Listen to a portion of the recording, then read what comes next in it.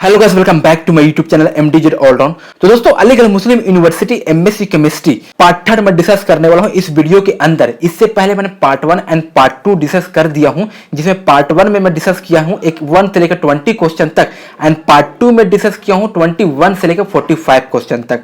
But अब मैं discuss करने वाला हूं पार्ट थर्ड, जो 46 से लेकर 70 क्वेश्चन तक मैं डिस्कस करूंगा। तो आपको बता दूं मैं कि एमएससी केमिस्ट्री में अलीगढ़ मुस्लिम यूनिवर्सिटी के अंदर 2 सेक्शन में एग्जामिनेशन ली जाती है। फर्स्ट सेक्शन जो होते हैं वो आपका एमसीक्यू क्वेश्चन होता है, जिसमें 1 से लेकर 70 क्वेश्चन पूछे जाते हैं। बाकी जो सेक्शन बी होता है, जिसमें 10 क्वेश्चन पूछे जाते हैं, जो शॉर्ट टाइप आंसर क्वेश्चन होता है। तो मैं आपको 46 से लेकर के 70 तक मैं डिस्कस करूंगा इस वीडियो के अंदर, ठीक है। बाकी इसके बाद एक नेक्स्ट वीडियो आएगी जो आपको पार्ट 4 होगी, जिसमें आपको शॉर्ट टाइप क्वेश्चन आपको डिस्कस करूंगा। 10 क्वेश्चन मैं डिस्कस करूंगा। बहुत इंपॉर्टेंट रहती है short type question. Short type question से काफी अच्छे स्कोर बनते हैं और अच्छे स्कोर आते भी हैं। हाँ, उसी क्वेश्चन से आपको एडमिशन मिलने की चांसेस बढ़ जाती है। तो प्लीज वीडियो को लास्ट तक वॉच कीजिएगा, और जो न्यू चैनल विजिट कर रहे हैं प्लीज चैनल को जरूर सब्सक्राइब कीजिएगा, और वीडियो पसंद आए तो प्लीज वीडियो जरूर लाइक कीजिएगा। तो मैं आपको बता दूं कि पार्ट 1 एंड पार्ट 2 अभी तक वॉच नहीं किए हैं और पार्ट थर्ड वॉच कर रहे हैं, तो पार्ट 1 एंड पार्ट 2 जरूर वॉच कीजिएगा। उसको डिस्क्रिप्शन में लिंक भी मिल जाएगा एंड आई बटन पे भी लिंक मिल जाएगा पार्ट 1 एंड पार्ट 2 को, ठीक है। तो अब मैं वीडियो का स्टार्ट करता हूं 46 नंबर क्वेश्चन से। तो 46 नंबर क्वेश्चन पूछा गया है कि what product are expected from the following reactions. ये आपको सब्सट्रेट दे रखा है, आपको रिएजेंट दे रखा है एक्सेस एचआई। तो इसको हम रिएक्ट करेंगे एक्सेस एचआई और हीट के साथ, आपको क्या रिएक्शन, आपको क्या आंसर देगा। तो मैं आपको इसमें मैकेनिज्म बताता हूं, बहुत इजी लेवल में आपको मैकेनिज्म बताऊंगा, बहुत आपको अच्छे से समझ में आ जाएगी, ठीक है। तो देख सकते हैं कि आपका जो आंसर है मैकेनिज्म देख सकते हैं, मैकेनिज्म क्या है, इसमें क्या वर्कअप होती है। तो सबसे पहले इसमें देख सकते हैं 2 ऑक्सीजन इसमें प्रेजेंट है, ठीक है। तो 2 ऑक्सीजन के पास लोन पेयर होता है, ठीक है। तो ऑक्सीजन के पास लोन पेयर होता है, उसको हम एचआई के साथ रिएक्ट करेंगे तो लोन पेयर जो है प्रोटॉन को अब्स्ट्रैक्ट करेगा। यहां पर आप देख सकते, तो इस तरह से आपको फॉर्मेशन होगी, ठीक है। हाँ, जैसी ऑक्सीजन जो होता है प्रोटॉन को अब्स्ट्रैक्ट करेगा, ऑक्सीजन पॉजिटिव चार्ज जनरेट होगा, ठीक है। और पॉजिटिव चार्ज जनरेट होने के बाद आप यहां पर देख सकते हैं ऑक्सीजन पे पॉजिटिव चार्ज बर्दाश्त नहीं करेगा, क्योंकि उसके पास इलेक्ट्रोनेगेटिविटी ज्यादा है, तो बर्दाश्त नहीं करने का यहां पर बॉन्ड ब्रेक होगा। इसके बाद देख सकते हैं इस तरह के आपको कंपाउंड देखने को मिलेगी फर्स्ट स्टेप में। और सेकंड स्टेप में आप देख सकते हैं फिर एचआई को रिएक्ट करवाएंगे इसी कंपाउंड के साथ। तो यहां पर क्या, फिर प्रोटॉन को अब्स्ट्रैक्ट करेगा, प्रोटॉन को अब्स्ट्रैक्ट करके यहां पर वाटर देख सकते हैं, वाटर बन जाएगा, और वाटर बनने के यहां पर लिविंग ग्रुप बन करके रिलीज हो जाएगी, और इस तरह का आपको प्रोडक्ट देखने को मिलेगी। इसका जो मैकेनिज्म है बहुत इजी लेवल मैकेनिज्म, बहुत अच्छा मैकेनिज्म है, ठीक है। फिर उसके बाद आपको एक और ऑक्सीजन प्रेजेंट रहता है, इसमें 2 ऑक्सीजन यहां पर देख सकते हैं, यहां पर 2 ऑक्सीजन था, एक यहां एक यहां। तो एक ऑक्सीजन का वर्कअप हो गया है, अब दूसरा ऑक्सीजन फिर है। फिर उसके बाद प्रोटॉन को सेम प्रोसेस वर्कअप करेगी, प्रोटॉन को अब्स्ट्रैक्ट करेगा, प्रोटॉन को अब्स्ट्रैक्ट करने के बाद ऑक्सीजन में पॉजिटिव चार्ज के बाद ऑक्सीजन जो है बैलेंस करेगा, बैलेंस करने पे यहां से बॉन्ड ब्रेक होगी, ब्रेक होने के बाद यहां पर देख सकते हैं आपको इस तरह से 2 कंपाउंड देखने को मिलेगी। आपको ब्रेक होने के बाद आपको इस तरह से कंपाउंड देखने को मिलेगी, ठीक है। और उसके बाद यहां पर देख सकते हैं, यहां पर आपको OH कंपाउंड दे रखा था, OH फिर है, यहां पर OH फिर रिलीज होगा, और यहां पर फिर HI से रिएक्ट करेगा, ठीक है। HI से रिएक्ट करने के बाद यहां पर देख सकते हैं कि OH फिर निकल जाएगा, और निकलने के बाद फाइनली आपको इस तरह का कंपाउंड देखने को मिलेगी। 2 मोल आपको देखने को मिलेगी CH2I, मतलब कि डाइआयोडो इथेन आपको देखने को मिलेगी 2 मोल्स, ठीक है। तो फाइनली आपको 46 का आपका ए आंसर आपका करेक्ट हो जाएगी, ठीक है। 47 नंबर क्वेश्चन पूछा गया है कि स्टीरियो आइसोमर 1 एंड 2, 2 आपका स्टीरियो आइसोमर यहां पर देख सकते हैं, यहाँ पर 2 आपका स्टीरियो आइसोमर दे रखा है।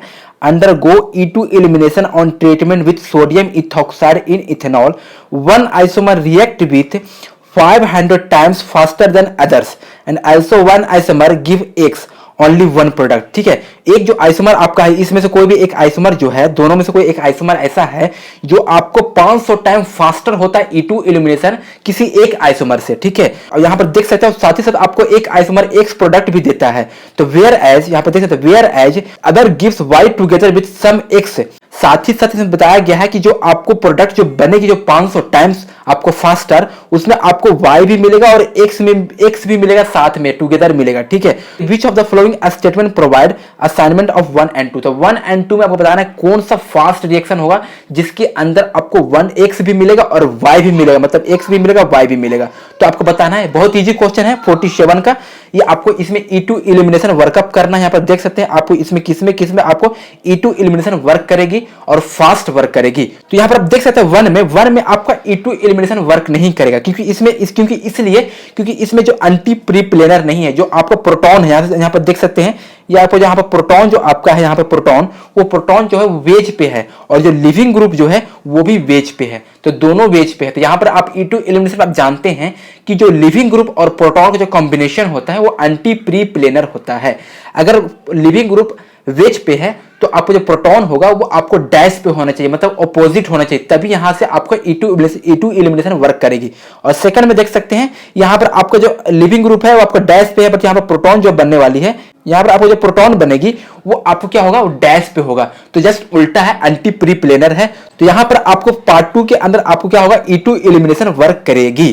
तो यहां पर आप देख सकते हैं कि आपको सेकंड नंबर आइसोमर था और यहां पर देख सकते हैं प्रोटॉन जो आपका है वेज पे है और जो लिविंग ग्रुप है आपको क्या है, डैश पे है, तो एंटी प्री प्लेनर है। तो यहां से प्रोटॉन को अपस्टेट करेगा, आपको इस तरह से वाई प्रोडक्ट देखने को मिलेगी और साथ ही साथ आपको एक्स भी प्रोडक्ट देखने को मिलती है। जिसका मतलब ये है कि जो सेकंड आइसोमर होगा वो आपको फास्ट काम करेगा एंड फर्स्ट आइसोमर से, ठीक है। तो 47 का जो आंसर होगा आपका ए आंसर आपका करेक्ट हो जाएगी कि one react faster than give both Y and X. Y अभी देगा, वाई तो देगा ही देगा, साथ साथ आपको एक्स भी देगा और क्वेश्चन में वही पूछ रहा था। तो 47 का आपका ए आंसर आपका करेक्ट हो जाएगी। बहुत इजी क्वेश्चन था, E2 एलिमिनेशन में वर्कअप था, बस और कुछ नहीं था, ठीक है। और 48 नंबर क्वेश्चन की बात करें तो 48 नंबर क्वेश्चन पूछा गया है कि the intermediate A compound A following transformation.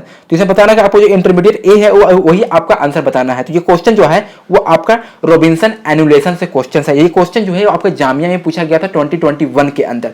तो जामिया हो या अलीगढ़ मुस्लिम यूनिवर्सिटी हो, एमएससी केमिस्ट्री में एक दो क्वेश्चन जो होते हैं वो रिपीट कर जाते हैं, same to same question repeat कर जाते हैं। तो इसलिए मैं आपको रिकमेंड करूंगा जो एमयू में पार्टिसिपेट करने वाले हैं इन दिस ईयर 2022 में एमएससी केमिस्ट्री में, तो कम से कम आप जामिया का भी 1 से 2 ईयर का क्वेश्चन डिस्कस जरूर कीजिएगा। हाँ, प्रीवियस ईयर क्वेश्चन को जरूर सोल्व कीजिएगा। मैंने उसका वीडियो ही बना रखा हूँ, 2021 का भी वीडियो बना रखा है जामिया का और 2022 का भी वीडियो बना रखा है जामिया का, तो आप प्लीज उसका डिस्क्रिप्शन में लिंक मिल जाएगा, ठीक है। तो इसका जो आंसर आपका बी आंसर आपका करेक्ट हो जाएगी, ठीक है। इसका हाँ 48 का आपका बी आंसर आपका करेक्ट हो जाएगी। मैं आपको मैकेनिज्म बता देता हूँ कैसे इसका मैकेनिज्म वर्कअप करती है रॉबिन्सन एनुलेशन का। तो दोस्तों आप देख सकते हैं कि रॉबिन्सन एनुलेशन का मैकेनिज्म है। इसके मैकेनिज्म में क्या दो आपका रिएक्शन मैकेनिज्म वर्क करती है, एक माइकल एडिशन काम करती है और एक आपको एल्डोल रिएक्शन भी वर्क करती है। तो आपको यही क्वेश्चन था, सेम क्वेश्चन था 48 का, इसमें क्या वर्कअप करते हैं यहाँ पर देख सकते हैं। उसमें आपको एनओएच दे रखा था और बहुत सारे आपको सबस्ट्रेट दे रखा, ठीक था। तो फाइनली आपको इस तरह से आपको सबस्ट्रेट दे रखा था। यहाँ से क्या होता है, प्रोटॉन को OH जो होता है प्रोटॉन को अपस्टेट करेगा, प्रोटॉन को जैसे अपस्टेट करके आपको इस तरह से नेगेटिव चार्ज शो करने लगा, ठीक है। तो अब सेकंड स्टेप में दे सकते हैं। तो सेकंड स्टेप में क्या है कि नेगेटिव चार्ज जो है वहां पर न्यूक्लियोफिलिक अटैक करता है। सेकंड सबस्ट्रेट दे रखा था उसमें क्या होता है, न्यूक्लियोफिलिक अटैक करेगा, अटैक करने का आपको इस तरह से कंपाउंड देखने को मिल जाएगी। फिर उसके बाद आप देख सकते हैं कि ऑक्सीजन पर नेगेटिव चार्ज शो करने लगता है। तो ऑक्सीजन अपना नेगेटिव चार्ज बर्दाश्त नहीं करेगा तो अपना इलेक्ट्रॉन कैम बैक करेगा। कैम बैक करने के बाद आप देख सकते हैं यहाँ से फिर प्रोटॉन को अपस्टेट करेगा OH2 से। प्रोटॉन को अपस्टेट करने का आपको इस तरह से कंपाउंड देखने को मिल जाएगी।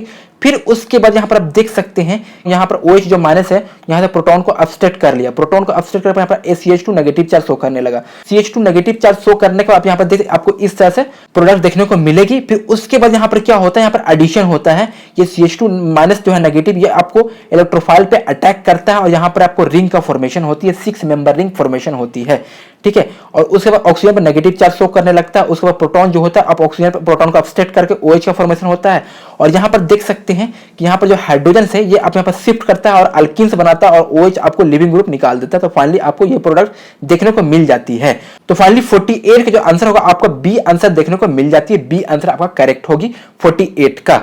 49 नंबर क्वेश्चन पूछा गया कि which of the following tetracyclic compound corresponds to the typical 17 carbon steroid nucleus. ये भी क्वेश्चन जामिया मिलिया इस्लामिया का ही पूछा गया है, 2021 में ही पूछा गया था। ये क्वेश्चन आपको एमयू में देखने को मिल रहा है। तो मैं आपको फिर से बता रहा हूं कि प्लीज आपके पास टाइम बहुत कम है, तो आप जामिया मिलिया इस्लामिया का 2021 क्वेश्चन को भी डिस्कस कर लो और 2022 का भी डिस्कस कर लो। उसका आपको डिस्क्रिप्शन में लिंक मिल जाएगा। मैंने ऑलरेडी दोनों का डिस्कस कर दिया हूं, सोल्यूशन के साथ मैं डिस्कस किया हूं इजी लेवल में। तो आप 47 का जो आंसर आपका सी आंसर आपका करेक्ट हो जाएगी क्योंकि एस्ट्रॉयड से क्वेश्चन पूछा गया है। ये नॉर्मल आपको एस्ट्रॉयड में दे रखा है, टाइपिकल 17 कार्बन का जो एस्ट्रॉयड होता है वो आपको इस तरह का कंपाउंड देखने को मिलती है। तो 49 का आपका सी आंसर आपका करेक्ट हो जाएगी, ठीक है। 50 नंबर क्वेश्चन पूछा गया है कि which of the following is not example of multi component reaction. तो मल्टी कंपोनेंट रिएक्शन इसमें बताना कौन सा ऑप्शन नहीं है जो मल्टी कंपोनेंट नहीं है। तो फर्स्ट में आपको दे रखा है बिगिनेली रिएक्शन, सेकंड में दे रखा है पासिरिनी रिएक्शन, एंड सी में दे रखा है आपको डाइस एल्डर रिएक्शन, और डी में दे रखा है यूगी रिएक्शन। तो मैं आपको बताऊंगा पर डिटेल वाइज में कि हाँ कि बिगिनेली रिएक्शन में मल्टी कंपोनेंट होता है या नहीं होता है, पासिरिनी में होता है या नहीं होता है, या यूगी रिएक्शन में होता है या नहीं, या डाइस एल्डर में होता है या नहीं होता है, मैं आपको पूरा डिटेल वाइज में बताऊंगा। तो यहां पर आप देख सकते हैं कि ए नंबर में आपको बिगिनेली रिएक्शन है। बिगिनेली रिएक्शन जो होता है वो आपका एसिड कटलाइज रिएक्शन होता है, ठीक है। और इसके अंदर क्या होता है, यहां पर देख सकते हैं, आप रीड कर सकते हैं दैट बिगिनेली रिएक्शन क्या होता है। The reaction is acid catalysed reaction, 3 component reaction. इसके अंदर आपको 3 कंपोनेंट देखने को मिलती है। तो बिगिनेली रिएक्शन जो होता है वो आपको उसके अंदर 3 कंपोनेंट देखने को मिलती है। फर्स्ट कंपोनेंट आपको अल्डिहाइड होता है, सेकंड में आपको अल्फा बीटा कीटो ईस्टर होता है, और थर्ड में आपको यूरिया होता है। यहाँ पर आप देख सकते हैं कि aldehyde, alpha beta keto ester and urea देखने को मिलती है। तो बिगिनेली आपको क्या हुआ, मल्टी कंपोनेंट आपको है। तो मल्टी कंपोनेंट का मतलब ये होता है जो 2 कंपोनेंट से ज्यादा होता है उसी को हम मल्टी कंपोनेंट बोलते हैं, ठीक है। तो बी ऑप्शन में देख सकते हैं, बी ऑप्शन में था पासिरिनी रिएक्शन। पासिरिनी रिएक्शन के अंदर भी दे रखा है the reaction a chemical reaction involving, तो इसके अंदर भी आपको मल्टी कंपोनेंट इन्वॉल्विंग होता है। फर्स्ट आपको होता है कंपोनेंट कीटोन या अल्डिहाइड को एक होता है, उसके बाद आपको कार्बोक्सिलिक एसिड देखने को मिलती है और आइसोसाइनाइड देखने को मिलती है। तो पासिरिनी रिएक्शन के अंदर भी 3 सबस्ट्रेट देखने को मिलती है, कीटोन हो या फिर अल्डिहाइड एक आप देखने को मिलेगी, और कार्बोक्सिलिक एसिड भी देखने को मिलती है, और आइसोसाइनाइड देखने को मिलती है। तो ये भी आपको मल्टी कंपोनेंट आपको हो गया, ठीक है। सी में देख सकते हैं dice Elder reaction. Dice Elder reaction के अंदर आपको डाइन और डायनोफाइल देखने को मिलती है। इसका मतलब ये आपको मल्टी कंपोनेंट नहीं हुआ।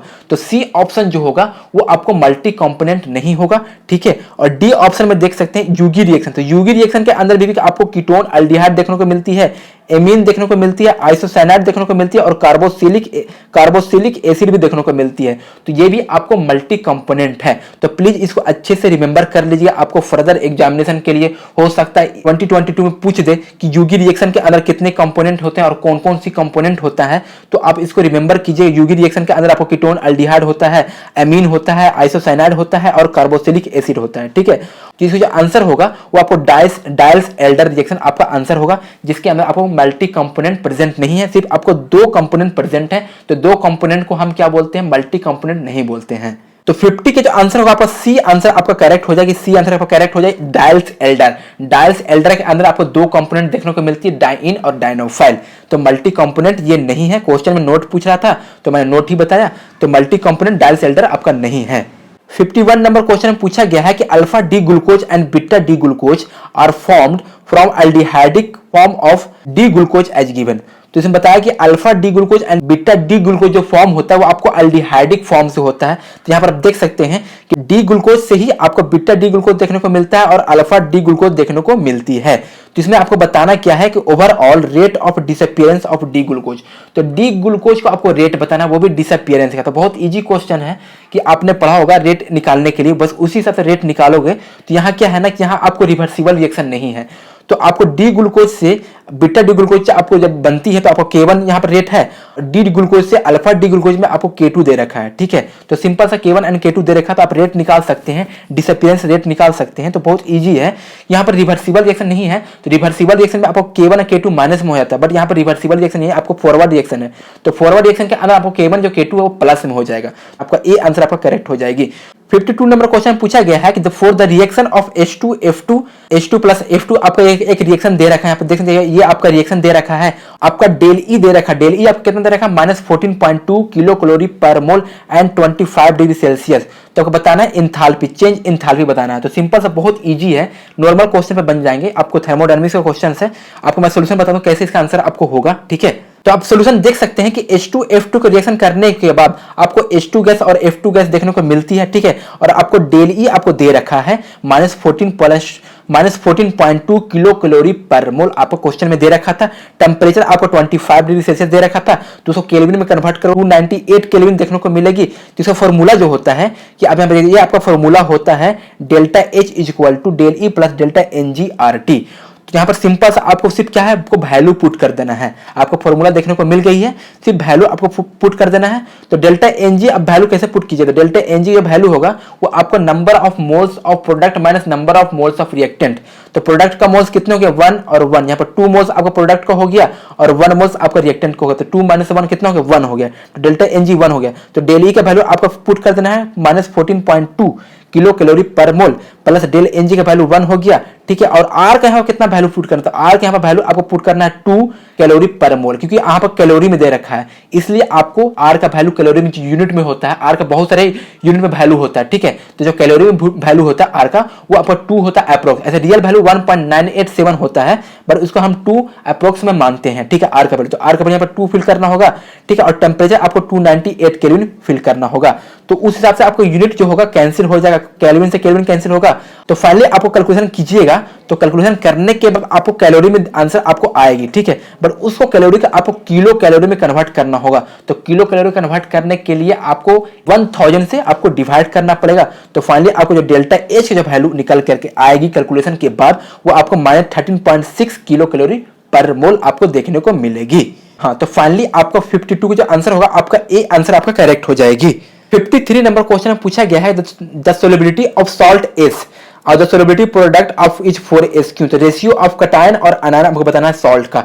तो बहुत इजी है ये, आपको अगर नॉर्मल आपको मालूम रहेगा सॉल्ट टाइप के बारे में, कि AB सॉल्ट और A2B सॉल्ट और AB2 सॉल्ट के बारे में आपको मालूम रहेगा, तो आप इनसे इजी आंसर कर सकते हैं। आपका सोलिबिलिटी प्रोडक्ट 4SQ है और सॉल्ट उसका दे रखा है S, ठीक है। तो 53 का सॉल्यूशन पे फोकस कीजिएगा। यहाँ पर देख सकते हैं कि AB टाइप जो सॉल्ट होता है ना, वो आपको KSP(S² देखने को मिलती है, ठीक है। और AB2 जो टाइप सॉल्ट होता है ना, वो आपको जो KSP होता है 4SQ देखने को मिलती है। तो आपको जो KSP था क्वेश्चन में 4SQ था, इसका मतलब जो होगा वो आप यहाँ पर देख सकते हैं कि आपको इस तरह से आपको एग्जांपल देखने को मिलेगी। जो आपको जो कटायन होगा वो आपको कटायन 1 चार्ज में देखने को मिलेगी और अनायन आपको 2 में देखने को मिलेगी। तो इसको हम रेशियो निकालेंगे, तो यहाँ पर रेशियो देख सकते हैं, रेशियो निकालेंगे तो कटायन प्लस अनायन मतलब 1/2 का रेशियो देखने को मिलेगा। तो फाइनली आपको 53 के जो आंसर आपका बी आंसर करेक्ट हो जाएगी, 1/2 रेशियो देखने को मिलेगी, आपका बी आंसर आपका करेक्ट हो जाएगी। तो 54 नंबर क्वेश्चन पूछा गया है द इक्विलिब्रियम कांस्टेंट Kp, ठीक है, फॉर द रिएक्शन आपको दे रखा है रिएक्शन, ठीक है। और यहाँ पर देख सकते हैं यहाँ पर Kp का वैल्यू आपको दे रखा है 5.04 × 10⁻⁻14 ATM इनवर्स 1 और आपका टेम्परेचर दे रखा है। तो आपको निकालना क्या है, Gibbs energy delta G naught. तो बहुत इजी है ये, आपको डेल्टा G नोट का फॉर्मूला होता है delta G naught equal to -2.303 RT log Kp पे आपको बनेगा, इसी इक्वेशन पे बनेगा। आपको सिंपल से आपको क्या करना है ना, आपको सिंपल से आपको वैल्यू पुट कर देना। तो मैं आपको सोल्यूशन बता देता हूँ कैसे आपको बनाना है। तो यहाँ पर देख सकते हैं, यहाँ पर सॉल्यूशन आप देख सकते हैं कि आपको Kp का वैल्यू दे रखा है, टेम्परेचर दे रखा है, ठीक है, उसको केल्विन में कन्वर्ट कर दो और आपको यही फॉर्मूला बनाना है। तो जो आपको मैं सॉल्यूशन लाता हूँ, बहुत इजी लेवल में सॉल्यूशन लाता हूँ, ताकि जो आपको जो लो लेवल के जो बच्चे हैं, स्टूडेंट्स हैं, उनको भी समझ में आ जाए, ठीक है। तो यहाँ पर देख सकते हैं सॉल्यूशन, आपको यहाँ पर देख सकते हैं सॉल्यूशन को कि डेल्टा G के जो आपको डेल्टा G निकालना है, गिब्स एनर्जी निकालना है। तो इसका जो फॉर्मूला होता है delta G naught equal to -2.303 RT log Kp, ठीक है। तो आपको Kp का वैल्यू दे रखा है और R का आपको पता ही होता है 28.314 आपको वैल्यू होता है, ठीक है, टेम्परेचर दे ही रखा है। तो आपको कुछ करना है नहीं, आपको सिर्फ वैल्यू पुट कर देना है। तो वैल्यू पुट करोगे तो आपको डेल्टा G का वैल्यू आपको इस तरह देखने को मिलेगी -101,000 जूल देखने को मिलेगी। लेकिन आपको जो आपको ऑप्शन में दे रखा है वो आपको जूल में ना देखे, किस में दे रखा है, किलो जूल में दे रखा है। तो किलो जूल में आपको पता है कि आपको 1000 से हम डिवाइड करते हैं किलो जूल में कन्वर्ट करने के लिए जूल से। तो आपको फाइनली आपको आंसर होगा -101 किलो जूल देखने को मिलेगी। 54 का जो आंसर होगा आपका बी आंसर आपका करेक्ट हो जाएगी। 55 नंबर क्वेश्चन पूछा गया कि for a gaseous molecule AB2, ठीक है, रिफ्रैक्टिव इंडेक्स दे रखा है आपको यहाँ पर देख सकते हैं और डाइलेक्ट्रिक कांस्टेंट भी दे रखा है। तो आपका स्ट्रक्चर बताना है, ये भी क्वेश्चन बहुत इजी है। कोई AB2 मॉलिक्यूल है और अब उसका रिफ्रैक्टिव इंडेक्स भी दे रखा है और डाइलेक्ट्रिक कांस्टेंट भी दे रखा है। तो सिंपल सा क्वेश्चन, आपको CO2 जो होता है वो आपका AB2 मॉलिक्यूल होता है, ठीक है। तो AB2 मॉलिक्यूल होने के बाद CO2 आपको लीनियर देखने को मिलती है और आपका नॉन पोलर भी आपको CO2 है। तो इसका जो आंसर होगा आपका सी आंसर आपका करेक्ट हो जाएगी, linear and non polar. 56 number question पूछा गया है the degree of hydrolysis of ammonium acetate 0.1 m molar and 25 degree Celsius, ठीक है। तो आप यहाँ पर दे रखा है डिसोसिएशन कांस्टेंट आपको दे रखा है अमोनियम हाइड्रोक्साइड और एसिटिक एसिड का आपको डिसोसिएशन कांस्टेंट दे रखा है, यहाँ पर देख सकते हैं वैल्यू देख सकते हैं, ठीक है। और साथ ही साथ आपको Kw का भी वैल्यू दे रखा है। तो क्वेश्चन बहुत इजी है। तो इसमें आपको डिग्री ऑफ हाइड्रोलाइसिस निकालना है। ये आपको आयनिक इक्विलिब्रियम क्वेश्चन है, बहुत इजी क्वेश्चन है, ठीक है। मैं आपको सोल्यूशन की तरफ लेके चलता हूँ, इसका आंसर कैसे आपको कैलकुलेट करना है। यहाँ पर आप देख सकते हैं सोल्यूशन, यहाँ पर देख सकते हैं कि अमोनियम एसीटेट को हाइड्रोलाइसिस करेंगे तो आपको एसिटिक एसिड और अमोनियम हाइड्रोक्साइड देखने को मिलता है, और दोनों जो होता है weak acid and weak base देखने को मिलती है, ठीक है। तो वीक एसिड का वैल्यू दे रखा और वीक बेस का भी वैल्यू आपको क्वेश्चन में दे रखा था, ठीक है। तो आपको KH निकालना है, सिंपल। तो KH जो होता है वो आपको हाइड्रोलाइसिस कांस्टेंट होता है। तो KH का फॉर्मूला होता है वो KW/KA × KB। तो KW का आपको KW का वैल्यू भी दे रखा था आपको क्वेश्चन में, और KA और KB का वैल्यू दे रखा था। KA जो हो गया वो आपको क्या हो गया, weak acid and weak base का वैल्यू दे रखा था। तो आपका KH जो निकल करके आएगा, आप यहाँ पर देख सकते हैं आपको KH निकल कर आएगा कैलकुलेशन के बाद, ठीक है। तो KH जो हो गया आपको क्या हो गया, हाइड्रोलाइसिस कांस्टेंट। हमें निकालना क्या है, डिग्री ऑफ हाइड्रोलाइसिस। तो डिग्री ऑफ हाइड्रोलाइसिस जो फॉर्मूला होता है H = √/KH। तो जो KH जो वैल्यू हो गया रूट में आपको पुट कर देना है वैल्यू। तो फाइनली आपको जो डिग्री ऑफ हाइड्रोलाइसिस देखने को मिलेगी वो 5.6 × 10⁻³ देखने को मिलेगी। 56 का आंसर आपका डी आंसर आपका करेक्ट हो जाएगी, 5.6 × 10⁻³ देखने को मिलेगी। 57 नंबर क्वेश्चन पूछा गया है कि match the region of electromagnetic spectrum the correct wavelength. तो इसका आंसर हो जाए, फर्स्ट में दे रखा है रेडियो फ्रीक्वेंसी रीजन, बी में दे रखा है एक्सरे रीजन, और सी में दे रखा है माइक्रोवेव रीजन, एंड लास्ट में दे रखा है इंफ्रारेड रीजन। तो इसका जो आंसर होगा आपका बी आंसर आपका करेक्ट हो जाएगी, ठीक है।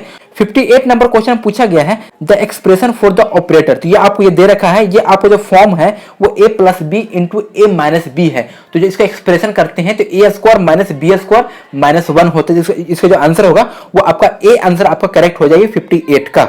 59 नंबर क्वेश्चन पूछा गया है कि the average kinetic energy of A hydrogen molecules, आपका टेम्परेचर दे रखा है, आर का वैल्यू दे रखा है। तो आपका निकालना क्या है, average kinetic energy of hydrogen का आपका एवरेज निकालना है, ठीक है। तो इस क्वेश्चन बहुत इजी है, आपको अगर फॉर्मूला याद है कि एवरेज काइनेटिक एनर्जी का फॉर्मूला क्या होता है, K = 3/2 RT/Na। उसी फॉर्मूला के बेस पे आपको बनेगी, ठीक है। टेम्परेचर आपका दे रखा है, ठीक है, आर का वैल्यू दे रखा है, और Na जो होता है वो आपका एवोगैड्रो नंबर होता है।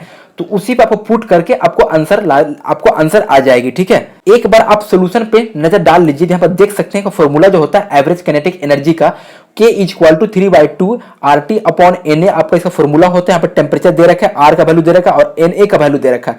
तो सब यहाँ पर दे रखा है, आपको सिंपली आपको वैल्यू पुट कर देनी है। पुट करने के बाद K की जो वैल्यू आएगी आपको 5.6 × 10⁻⁻14 अर्ग देखने को मिलेगी, ठीक है। आप यहाँ पर देख सकते हैं केल्विन कैंसिल हो जाएगी, तो आपका आंसर होगा 5.6 × 10⁻⁻14 अर्ग। क्वेश्चन बहुत इजी है, एवरेज काइनेटिक एनर्जी का। इसका फॉर्मूला को हमेशा रिमेंबर कीजिएगा, हमेशा इसे क्वेश्चन पूछे जाते हैं एवरेज काइनेटिक एनर्जी से, ठीक है।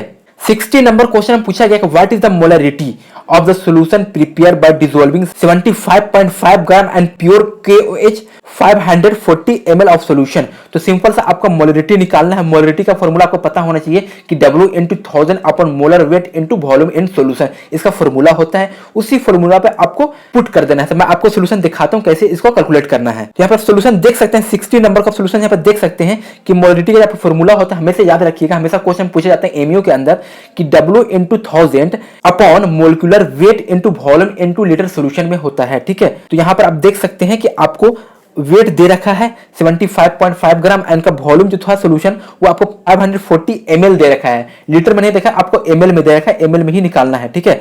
आपका मोलिकुलर वेट निकालना, मोलिकुलर वेट आप कैसे निकालोगे, तो KOH का मोलिकुलर वेट आपको 56.1 होता है ग्राम पर मोल, ठीक है। तो इस बस आपको कुछ करना नहीं, आपको सिर्फ क्या करना है, आपको सिर्फ वैल्यू को पुट कर देना है, आपको वेट को पुट कर देना है 1000 एंड मोलिकुलर वेट आपको 56 को पुट कर देना है, और आपका वॉल्यूम जो लीटर सॉल्यूशन है 540 है। पुट करने के बाद कैलकुलेशन करने के बाद आपको मोलरिटी जो आएगी वो आपको 2.49 आपको देखने को मिलेगी। तो ओवरऑल जो होगा वो आपको 2.5 मोलर देखने को मिलेगी, ठीक है। तो 60 के जो आपका आंसर होगा करेक्ट, आपका डी आंसर आपका करेक्ट हो जाएगी, 2.5 आपको देखने को मिलेगी। आपने सॉल्यूशन देख लिया, 2.5 देखने को मिलेगी। क्वेश्चन बहुत इजी होती है, कोई टफ क्वेश्चन नहीं होता है, बट कॉन्सेप्चुअल क्वेश्चन होता है। आपको फॉर्मूला बेस याद है, आप क्वेश्चन को अटेम्प्ट कैसे करते हैं वो मायने रखता है। क्वेश्चन बहुत इजी होती है। 61 नंबर क्वेश्चन पूछा गया कि iron metal can be produce by the reducing iron 3 oxide with hydrogen. इसमें बताना यह है कि at what temperature will the reaction become spontaneous. बताना यह है कि कौन सा टेम्परेचर को हम यूज करने पे स्पॉन्टेनियस जैसा वर्क करने लगा, स्पॉन्टेनियस हो जाएगा। तो यहाँ पर आप देख सकते हैं, यहाँ पे आपको एंट्रोपी दे रखा है, एंथैल्पी दे रखा है। तो इंथाल्पी दे रखा है, आपको एंट्रोपी दे रखा है, यहाँ पर पता चला स्पॉन्टेनियस रिएक्शन आपको बताना है। तो स्पॉन्टेनियस के अंदर क्या होता है, डेल्टा जी जो होता है वो आपका क्या होता है, नेगेटिव होता है। बट यहाँ पर टेम्परेचर आपको बताना है कि टेम्परेचर क्या होता है। यहाँ पर देखना ये है कि टेम्परेचर को हम इस ऑप्शन में कौन सा हम टेम्परेचर को यूज करेंगे जिसमें हमको डेल्टा जी का वैल्यू नेगेटिव शो करेगा। क्वेश्चन यहाँ पर थोड़ा बारीकी से पूछा गया है कि कौन सा आपको टेम्परेचर यूज करने पे आपको डेल्टा जी के नेगेटिव के करीब आएगा, तो वो आपको बताना है टेम्परेचर। तो मैं आपको सोल्यूशन की तरफ लेके चलता हूं, वहां से आपको समझने में थोड़ा आसानी मिल जाएगी, ठीक है। तो फाइनली आप यहाँ पर सोल्यूशन देख सकते हैं कि Fe+2O3 H2 के साथ रिएक्ट करने के बाद आपको Fe प्लस वाटर देखने को मिल गई है, ठीक है। अब यहाँ पर देख सकते एंट्रोपी आपको दे रखा है, एंथैल्पी दे रखा है। तो यहाँ पर एक बात और आपको देखना है, यूनिट में आपको फोकस हमेशा करना होगा कि यहाँ पर आपको एंट्रोपी जो है आपको जूल में दे रखा है और एंथैल्पी आपको किलो जूल में दे रखा है। तो किलो जूल को आपको जूल में कन्वर्ट करना है, यहाँ पर देख सकते जूल में कन्वर्ट कर दिया हूँ। तो एक फॉर्मूला होता है कि delta H equal to del H minus T del S का फॉर्मूला होता है, ठीक है। तो यहाँ पर आपको डेल एच जो होगा ना वो नेगेटिव में आपका वैल्यू आना चाहिए टेम्परेचर को यूज करने पे। तो मैंने टेम्परेचर को 698 केल्विन को यूज किया है क्योंकि सबसे ज्यादा वही था। तो हम ट्राई करके देखा मैंने कि इसमें टेम्परेचर को फिट कर देते हैं, उसके बाद देखते हैं। तो जब टेम्परेचर को फिट करेंगे तो डेल्टा एच का वैल्यू जो आपका है यहाँ पर देख सकते हैं, आपको सिंपली आपको पुट कर देना है 98.8 10 टू पावर 3 जूल और आपका 698 केल्विन आपका टेम्परेचर हो गया। और आपका एंट्रोपी देख सकते हैं, आपको पुट कर दे। एंट्रोपी पुट करने के बाद आपको जो डेल्टा जी का जो वैल्यू आता है वो 33 प्लस 33 आता है। इसका मतलब ये हो गया कि डेल्टा जी पॉजिटिव शो कर रहा है। इसका मतलब ये नॉन स्पॉन्टेनियस है। 698 का पुट करने पर, टेम्परेचर को पुट करने पर भी पॉजिटिव शो कर रहा है। इसका मतलब ये है कि अगर 698 से ज्यादा और रहेगा टेम्परेचर तब जाके स्पॉन्टेनियस होगा, तब जाके डेल्टा जी नेगेटिव होगा। 698 से कम रहेगा तो कभी भी नहीं आएगा, वो हमेशा नॉन स्पॉन्टेनियस रहेगा, डेल्टा जी पॉजिटिव आएगा। तो यहाँ पर 698 ही यूज करना होगा क्योंकि ऑप्शन में 698 से ज्यादा कोई भी नहीं है। तो फाइनली 61 का जो आंसर आपका बी आंसर आपका करेक्ट हो जाएगा। 698 केल्विन आपका करेक्ट हो जाएगी, आंसर बी आंसर आपका करेक्ट हो जाएगी 61 का। 62 नंबर में क्वेश्चन पूछा गया, consider galvanic cell the uses the reaction. आपको यहाँ पर रिएक्शन दे रखा है और यहाँ पर आप देख सकते हैं what will be the cell potential. आपको सेल पोटेंशियल बताना है, टेम्परेचर दे रखा है एट 25 डिग्री सेल्सियस पे, ठीक है। और यहाँ पर H प्लस का कॉन्सेंट्रेशन 1 मोलर दे रखा है और जिंक प्लस 2 का कॉन्सेंट्रेशन आपको 0.001 मोलर दे रखा है और pH भी दे रखा है।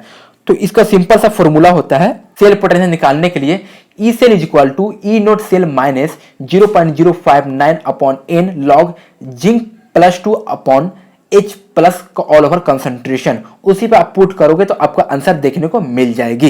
यहाँ पर आप देख सोल्यूशन आप देख सकते हैं, सोल्यूशन आपको यही फॉर्मूला है, इसी फॉर्मूला आपको यूज करना है। और यहाँ पर ई नोट सेल जो होगा आपको 0 हो जाएगा क्योंकि इक्विलिब्रियम पे ई नोट सेल जो होता है वो 0 होता है, ठीक है। और यहाँ पर एन जो होगा आपका 2 होगा क्योंकि जिंक जो है +2 चार्ज में है, तो यहाँ पर 2 होगा आपको एन, ठीक है। और यहाँ पर सिंपली आपको कुछ करना नहीं है, आपको वैल्यू पुट करो, वैल्यू पुट करने का आपको 0.88 वोल्ट देखने को मिलेगी 298 केल्विन पे, मतलब कि 25 डिग्री सेल्सियस पे। तो फाइनली 62 जो आंसर होगा आपका ए आंसर आपका करेक्ट हो जाएगी 0.88 volt and at 25 degree Celsius आपका ए आंसर करेक्ट हो जाएगी। 63 नंबर क्वेश्चन पूछा है Compton wavelength lambda C all symbol has their used meaning. तो इसका जो फॉर्मूला होता है सिंपल सा कॉम्पटन वेवलेंथ से क्वेश्चन से पूछा गया है। इसका जो फॉर्मूला होता है lambda C is equal to H upon M naught C n to 1 minus cos 5 या कोस थीटा होता है। तो इसका फाइनली जो आंसर आपका डी आंसर आपका करेक्ट हो जाएगी, h अपॉन एम नोट सी इसका आंसर आपका करेक्ट हो जाएगी। आपने अगर पढ़ा होगा कॉम्पटन वेवलेंथ तो आपको मालूम होगा यही आपका कॉम्पटन वेवलेंथ होता है h अपॉन एम नोट सी। तो आपको 63 का आपका डी आंसर आपका करेक्ट हो जाएगी। 64 नंबर क्वेश्चन पूछा गया है what is the energy of one quantum of light that has a wavelength आपको दे रखा है। तो आपको सिंपली से कुछ बहुत इजी क्वेश्चन है, आपको क्वांटम ऑफ एनर्जी निकालना है, वन क्वांटम ऑफ लाइट का एनर्जी निकालना है, आपको ई निकालना है और आपको वेवलेंथ दे रखा है, मतलब आपको लेमडा का वैल्यू दे रखा है। तो फॉर्मूला होता है hc अपॉन लेमडा, इसका एक फॉर्मूला होता है एनर्जी निकालने का। तो सिंपल सा आपका h जो है प्लैंक कांस्टेंट है और c आपका वैल्यू दे रखा है और लेमडा का वैल्यू दे रखा है। तो सिंपल से कुछ करना नहीं, आप उसे वैल्यू तो पुट करना है इसी फॉर्मूला पे, h is equal to hc by lambda पे वैल्यू पुट कर देना है। जैसे वैल्यू पुट करोगे तो आपका बी आंसर देखने को मिलेगी 1.71 into 10 to power minus 19 joule देखने को मिलेगी। बट मैं आपको सोल्यूशन भी बता देता हूं कैसे इसका क्वेश्चन को सोल्व करना है। यहाँ पर आप देख सोल्यूशन को अच्छे से देख सकते हैं कि एनर्जी निकालने का क्वेश्चन में कोई दम नहीं है, बट तब पर मैं आपको सोल्यूशन बता रहा हूँ। सोल्यूशन कुछ करना नहीं, आपको सिंपल फॉर्मूला था E=SC/λ पे, और सिंपल आपको वैल्यू दे रखा था, सी का वैल्यू दे रखा था, एच का वैल्यू आपको प्लैंक कांस्टेंट का मालूम होता ही है, और लेमडा जो था एंगस्ट्रम में था, उसको आपको मीटर में कन्वर्ट करना होता है। आपको मीटर में कन्वर्ट करने के लिए 10⁻⁻10 से मल्टीपल करते हैं, और सिंपल सा आपको हूबहू आपको सिंपल सा वैल्यू पुट कर देना है। वैल्यू पुट करने के बाद आपको देख सकते हैं 1.7 10⁻⁻19 जूल देखने को मिलती है। तो 64 का आपका बी आंसर आपका करेक्ट हो जाएगी। 65 नंबर क्वेश्चन पूछा गया, एक simple cubic lattice has atom that are spaced 2.77 angstrom if the diffraction is caused by planes atom that are 2.77 angstrom apart। हाँ, तो what angle are X-ray diffraction in the first order if they have the wavelength दे रखा है। जो question से question बहुत easy है। इस question को आपको ब्रैग इक्वेशन से क्वेश्चन पे सोल्व होगा। आपको पता है ब्रैग इक्वेशन जो फॉर्मूला होता है वो फॉर्मूला होता है n lambda = 2d sin theta. इसी फॉर्मूला से इस क्वेश्चन को आप सोल्व कर सकते हो। क्वेश्चन में कोई दम नहीं है, आपको सिर्फ अटेम्प्ट करना है, आपको कैसे अप्लाई करना है क्वेश्चंस को, क्वेश्चन में क्या कह रहा है और अप्लाई कैसे करना है, बस यही लॉजिक का गेम है। बस इसी के अंदर आप समझ गए क्वेश्चन इजी वे में आप सोल्व कर सकते हैं। ये ब्रैग इक्वेशन का फॉर्मूला पे क्वेश्चन डील होने वाली है और मैं आपको बताता हूं कैसे सोल्व होगा। यहाँ पर आप देख सकते हैं 65 का जो आंसर है, एक्स-रे डिफ्रैक्शन का जो फॉर्मूला होता है n lambda = 2d sin theta. ठीक है, तो हमको निकालना है, सिर्फ एंगल निकालना है, मतलब थीटा का डिग्री निकालना है, थीटा निकालना है। तो sin थीटा हम बाहर करेंगे, ठीक है, और बाहर करने का आपको जो फॉर्मूला बनेगा n लैम्डा = 2d।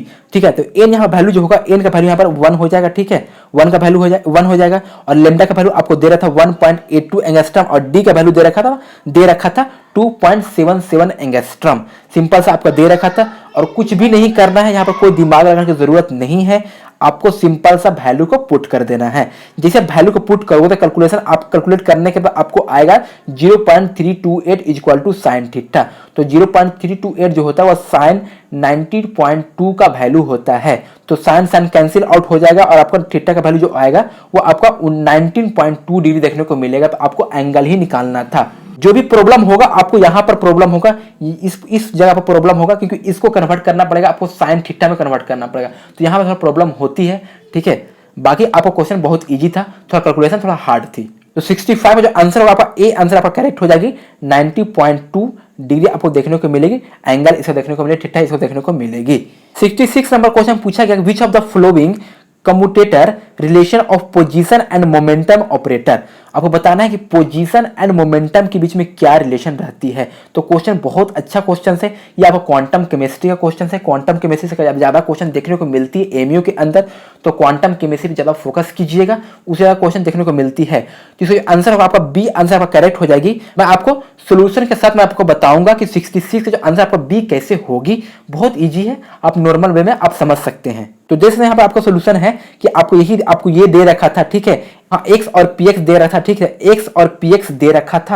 यहाँ पर आप देख सकते हैं कि जो आपको पोजीशन होता है वो पोजीशन आपको एक्स से डिनोट करते हैं, और मोमेंटम जो होता है वो आपको पी से डिनोट करते हैं। ठीक है, तो उसी पे आपको बनाना है, यहाँ पर उसी पे आपको रिलेशन दिखाना है। तो यहाँ पर एक्स और पी का रिलेशन दिखाना है, तो यहाँ पर मैंने आपको दिखा दिया। तो एक्स जो होता है वो ए के रूप में होगा, और पी जो होगा आपको बी के रूप में होगा। एक्स आपको एक सपोज करना है, और पी जो होगा px जो होगा आपको b सपोज करना है। तो आपने जब रिलेशन निकालते हैं ए बी का जो रिलेशन निकालते हैं, तो ए बी का जो रिलेशन होता है वो ए बी माइनस बी ए होता है। तो मैंने ए बी माइनस बी का रिलेशन निकाल दिया हूँ। ठीक है, और यहाँ पर आपको जो साई अटैच किया, साइड जो साई में होता है वो रिलेशन होता है, उसको कोरिलेट करता है। यहाँ पर आप एफ एक्स का भी यूज कर सकते हैं, बट आंसर सेम ही आएगी।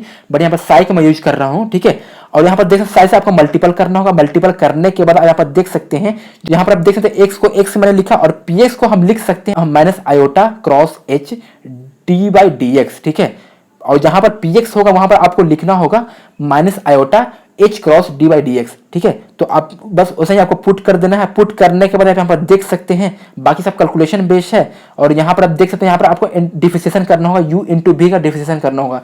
अब जैसे आप u इंटू v का डिफरेंशिएशन कैसे किया जाता है, तो u आपका देखो, u आपका मल्टीपल में होगा v डिफरेंशिएशन, और v मल्टीपल में होगा u का डिफरेंशिएशन। ठीक है, तो आपको डिफरेंशिएशन करने के बाद देख सकते हैं आप यहाँ पर माइनस आयोटा h क्रॉस एक डी साई अपॉन dx। फिर उसके बाद यहाँ से आप देख सकते हैं dx/dx को आप 1 पुट कर सकते हैं। फिर उसके बाद आप यहाँ पर देख सकते हैं, इसको इस तरह से लिख सकते हैं IH, और उसको मल्टीपल कर देंगे। मल्टीपल करने के बाद यहाँ से ये आपको कैंसिल हो जाएगा, और फाइनली आपको ये देखने को मिलेगा माइनस आयोटा h क्रॉस, हाँ तो फाइनली आपका मोमेंटम और पोजीशन के बीच जो रिलेशन होता है x और px i into iota h cross psi, तो साई कैंसिल होगा, तो जो इसका रिलेशन होगा x px is equal to iota h cross. तो ये आपको हमेशा रिमेंबर कर लीजिए, ये हमेशा इस रिमेंबर कर लीजिए, एक फॉर्मूला होता है, इसको रिमेंबर करना होता है, डायरेक्ट क्वेश्चन पूछे जाते हैं। जो 66 जो आंसर होगा आपको बी आंसर आपका करेक्ट हो जाएगी।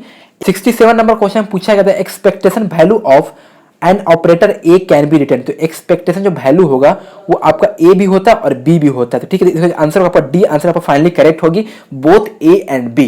तो आपने पढ़ा हो क्वांटम केमिस्ट्री में, तो आपको सिंपल से मालूम हो जाता है कि जो एक्सपेक्टेशन जो वैल्यू होता है वो आपको ये भी होता है और आपको ये भी होता है, मतलब ए भी होता है बी भी होता है। तो पहले आपको तो ए ही होता है, उसके बाद हम इंटीग्रेशन करते हैं किसके सब रिस्पेक्ट में, इन्फिनिटिव और माइनस इन्फिनिटिव के बीच में इंटीग्रेशन करते हैं। तो इंटीग्रेशन करने के बाद आपको ये देखने को मिलती है, तो ए और बी दोनों आपका सेम ही है। तो 67 जो आंसर आपका डी आंसर आपका करेक्ट हो जाएगी।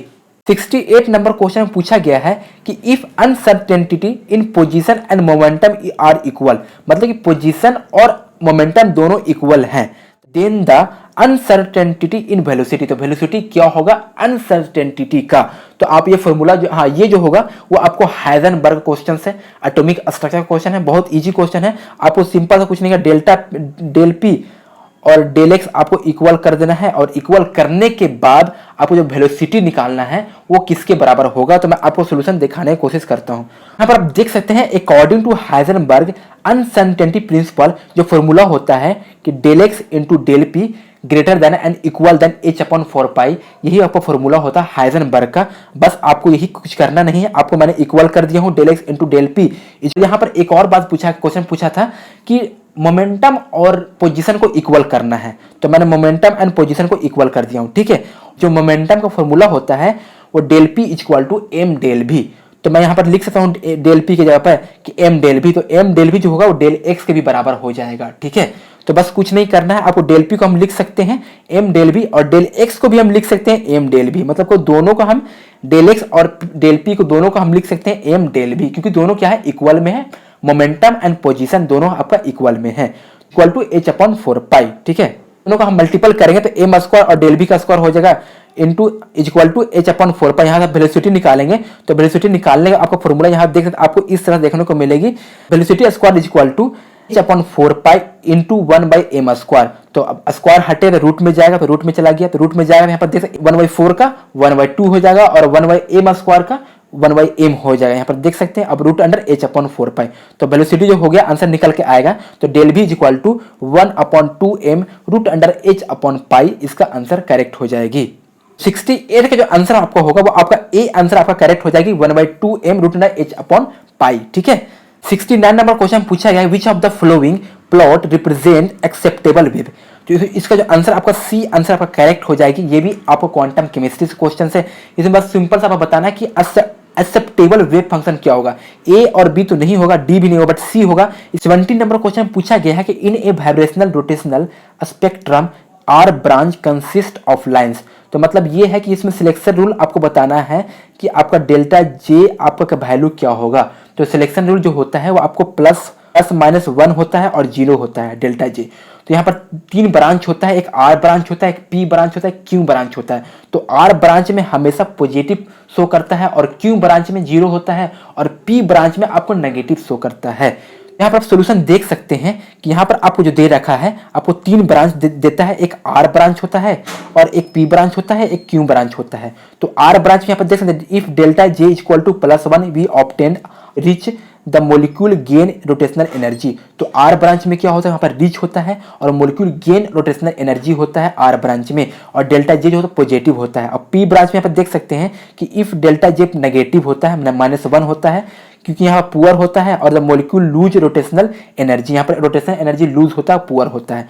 और यहाँ पर यहाँ पर क्यू ब्रांच में क्या होता है कि डेल जे इक्वल टू 0 होता है, we obtain for perpendicular vibration in polyatomic molecule. तो पॉली एटमिक मॉलिक्यूल के बीच में आपको परपेंडिकुलर देखने को मिलती है। तो यहाँ पर हमेशा याद रखिएगा ये आपका कि जो सिलेक्शन जो रूल होता है रोटेशनल का और वाइब्रेशनल का, तो डेल्टा जे जो पॉजिटिव होता है वो आर ब्रांच में होता है और डेल्टा जे नेगेटिव जो होता है -1 वो पी ब्रांच में होता है और डेल्टा जे जो होता है वो 0 आपका क्यू ब्रांच में होता है। और डेल्टा जे जब पॉजिटिव होता है तो वहाँ पर रिच होता है और रोटेशनल एनर्जी गेन होता है।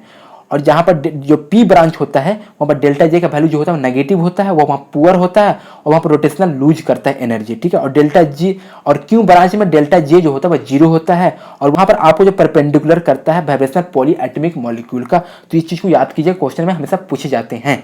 तो 70 क्वेश्चन का जो आंसर होगा आपका बी आंसर आपका करेक्ट हो जाएगी, डेल्टा जे प्लस 1, क्योंकि पूछा था आर ब्रांच में। तो फाइनली आपका एमयू का क्वेश्चन कंप्लीट हो गया, सेक्शन ए का क्वेश्चन कंप्लीट हो गया है। बाकी आपका सेक्शन बी का क्वेश्चन बचा हुआ है जो शॉर्ट टाइप क्वेश्चन होता है, 10 क्वेश्चन से बचा हुआ है। तो आपका एमसीक्यू जो क्वेश्चन होता है सेक्शन ए में जो 1 से लेकर 70 तक क्वेश्चन पूछे जाते हैं, बाकी सेक्शन बी में 10 क्वेश्चन पूछे जाते हैं जो शॉर्ट टाइप का क्वेश्चन होता है और सेक्शन ए के अंदर आपका एमसीक्यू क्वेश्चन होता है। एमसीक्यू का जो क्वेश्चन है आपका कंप्लीट हो गया है 1 से लेकर 70 तक। तो आप बाकी जो 10 क्वेश्चन है शॉर्ट टाइप का आपको जल्द से जल्द आपको कल या परसों मतलब एक दिन बाद आपको उसका सोल्यूशन आपको मिल जाएगा।